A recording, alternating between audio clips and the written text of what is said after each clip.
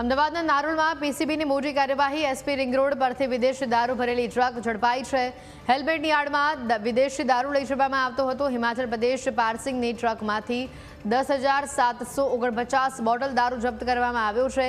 દારૂની સાથે 1,053 હેલ્મેટ પણ મળી આવ્યા છે। દારૂ ચંડીગઢથી જૂનાગઢ પહોંચે તે પહેલા જ ઝડપી લેવામાં આવ્યો છે। 63.5 લાખથી વધુનો દારૂ આ સહિત 84,25,000નો મુદ્દામાલ ટોટલ જપ્ત કરવામાં આવ્યો છે। હિમાચલ પ્રદેશના ટ્રક ડ્રાઈવર જોની ચંદેલની ધરપકડ કરવામાં આવી હોવાની વિગતો છે। વધુ માહિતી મેળવીશું। સંવાદદાતા મિહિર જોડાયા છે ફોનલાઈન ઉપર। મિહિર, નારોલમાં જે આ મોટી કાર્યવાહી સામે આવી, પીસીબીની મોટી કાર્યવાહી અને ખૂબ જ મોટી માત્રામાં વિદેશી દારૂ પકડવામાં આવ્યો છે, અપડેટ શું?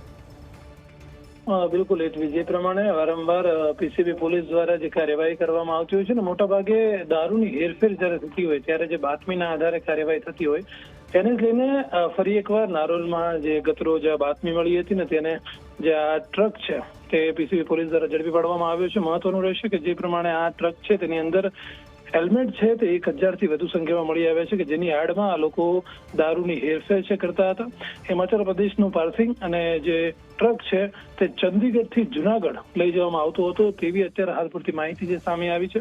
મહત્વનું છે કે ટ્રકમાંથી 10,000થી વધારે દારૂની બોટલો છે તે મળી આવી છે અને મુખ્ય વાત દારૂની કિંમત 63 લાખથી વધુ છે તે જાણવા મળી છે। અત્યારે હાલમાં ટ્રક, હેલ્મેટ અને મોબાઈલ તમામ જો મુદ્દામાલ ગણીએ તો 84 લાખ જેટલો મુદ્દામાલ છે જે હાલમાં કબજે કરવામાં આવ્યો છે અને ચોક્કસથી જે આરોપી જોની બળદેવસિંહ ચંદેલ છે તે મૂળ હિમાચલ પ્રદેશનો મંડી જિલ્લાનો છે। હાલમાં પીસીબી દ્વારા આરોપીને પકડી પાડીને આગળની જે કાર્યવાહી છે તે હાથ ધરવામાં આવી છે। મિહિર, આ દારૂનો જથ્થો કોણે મંગાવ્યો હતો અને આની પહેલા પણ આ રીતે દારૂ અહીંયા મોકલવામાં આવ્યો હોય તેવી કોઈ વિગતો મળી છે?